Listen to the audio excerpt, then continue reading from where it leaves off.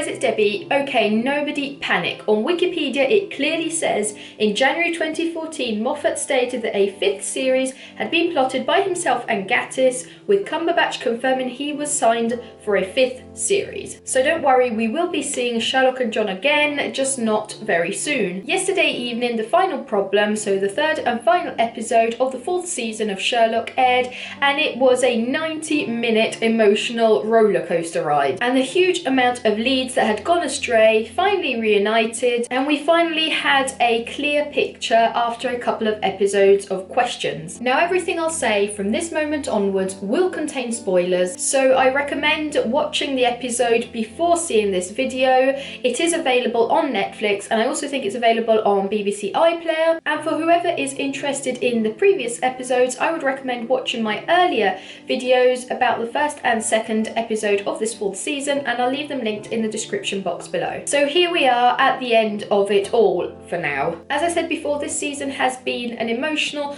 rollercoaster ride from beginning to the end. Mary died, John and Sherlock split up and then reunited after Sherlock had created a situation in which his drug addiction and lifestyle was so terrible that John had to help him, thus helping him also to capture a serial killer. Poor John had been through so much that he needed therapy, only to then be shot by his therapist, which revealed herself to be Sherlock and Mycroft's secret sister, Eurus. Luckily in this episode we discovered John had only been shot with a tranquilizer, and we also obtained a huge amount of information about Eurus. As we later see in the episode, Eurus is extremely clever but also has serious mental issues, which led her as a child to kill Sherlock's best friend Victor, which she nicknamed Redbeard. As a child, Sherlock then removed this memory and replaced it with the concept of a dog missing, and he also completely erased Eurus from his mind. As an adult, she turned out to be so dangerous she had to be placed in a maximum security facility,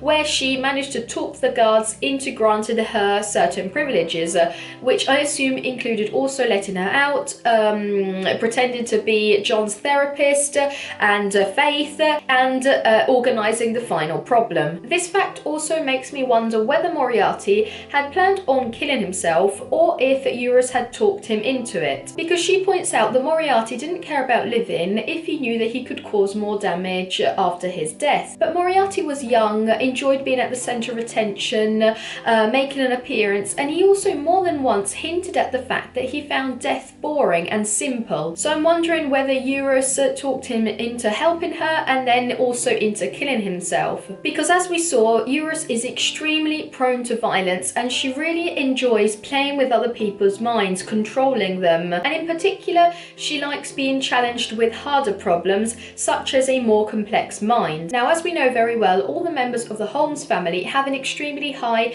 IQ and always push themselves to the limit in order to obtain the answer to a problem. So Eurus was absolutely delighted in having both Mycroft and Sherlock locked up in her personal maze as if they were rats in a science lab, and she also had the thrilling opportunity of seeing whether Sherlock would choose between family or friends. But Eurus didn't take into consideration the fact that these men have extremely strong moral principles. For example, at the beginning of the episode, they risk their lives in an explosion but still calculate how they could save the innocent inhabitants of the building. So Eurus was slightly surprised in seeing that John wouldn't shoot the head of security, or that Sherlock would have preferred taking his own life instead of having to choose between John or Mycroft. Sherlock managed to stay alert throughout all of the tests, and at the end he understood that Eurus didn't actually mean to kill any of them. It was just a cry of help. So in this episode, Sherlock proved that he isn't the cold detective, the man that will do absolutely anything in order to obtain the answers to his cases, the man that doesn't feel any emotions. On the contrary, we realise that Sherlock's erratic behaviour is due to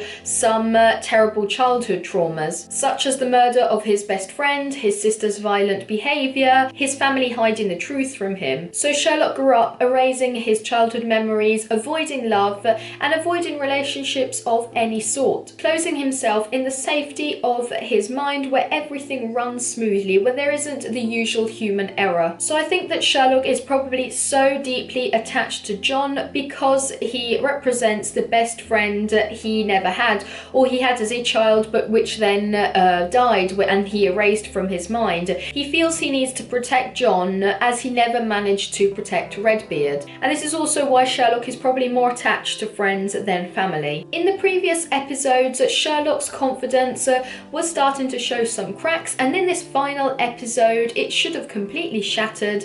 Instead, Sherlock soldiered on, and he proved to be much stronger than anybody had imagined. He saved both John and Mycroft, and he also saved Eurus, whose mind was flying high above in the sky where nobody else's mind could ever arrive. The only person that could understand that feeling of being too high, of nobody understanding, of not being able to get back down on the ground with all the other common people, was Sherlock. So this episode was extremely dark, extremely meaningful, with a deep journey into the characters' minds. And a big question which arises is if Eurus had all the faults, because she committed terrible crimes as a child. She murdered a kid, she burned her parents' house, and we still don't know what else she did. But how old was she? Probably barely 8 by the footage that we see in the episode. And after that, she was just closed away for the rest of her life with no help. Not even her parents were told that she was still alive and in prison. She was just locked up with no psychiatric help, no love, no friends, no family, no support. Obviously then her clever mind had years and years to think, elaborate, and come up with her appalling plans. But by then any help was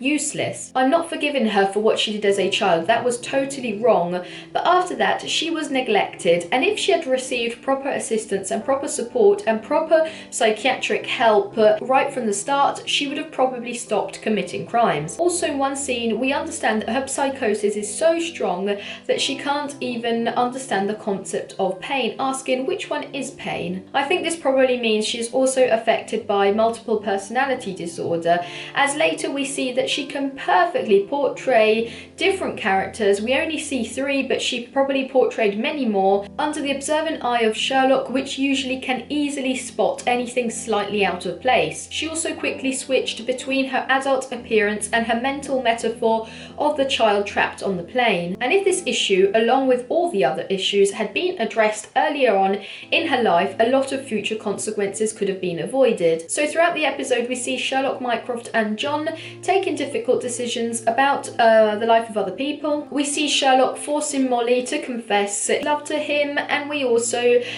see Sherlock having to choose between friendship and family. But all of this must be a metaphor of Eurus's life. Nobody telling her I love you, Sherlock and his best friend, which in her mind appeared as Sherlock choosing friends instead of family, and also the neglect that she suffered with other people always taking choices for her. So the episode leaves us as judges of the situation, of whether Mycroft is equally guilty, also granting her time with Moriarty, or if the situation was so grave that we can't even begin to imagine the necessary choices. After all, the truth is rarely pure and never simple. Luckily the episode then has a positive ending, with John and Sherlock back in their old flat, getting on well together, the Holmes family reunited after many years, although under particular circumstances. Eurus starts to feel the presence of her relatives, and it all ends with Mary's beautiful speech about Sherlock and John, which brought us all to tears. My 2 Baker Street boys, Sherlock Holmes and Dr. Watson. Well, my dear friends, I hope you enjoyed this video, and unfortunately that was the end of Sherlock for the next couple of years. Hopefully we'll be treated to a special episode next winter. In the meanwhile, if you'd like to catch up with all the reviews and reactions to many other TV shows and films, please hit that subscribe button, and I'll see you soon in a new video. Bye!